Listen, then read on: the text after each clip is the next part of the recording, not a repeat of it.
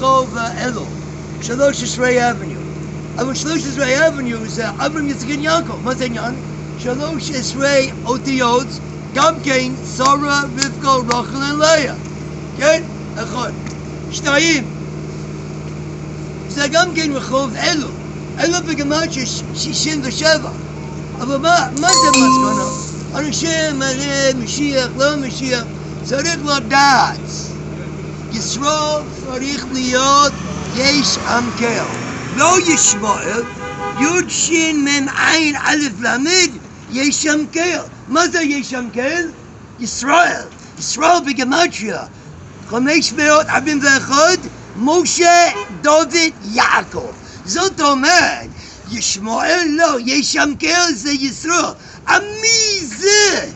מי זה ישראל? ישראל זה תורת משה, תורת דוד, תורת יעקב. כן? 1, 2. שני, כאשר בן אדם קום בבוקר, הוא אומר מודענית, זה עניין. מודענית בניכם אל חי וקיים, זה 570. וגם כן, אם הוא לובש תפילין, גם כן, 570. אחרון חביב, אור המשיח 570. עניין של שלמה, וואו! שלמה בגימטריה 375, עם 4 אותיות 379. דוד עם י' זה 24, שמחה בגימטריה 353. מצמצם 377 עם 2 מילים 379. מה זה עניין? מלכות דוד רוצה שמחה, אם צריך לדעת מה שלמה אומר. מה זה עניין?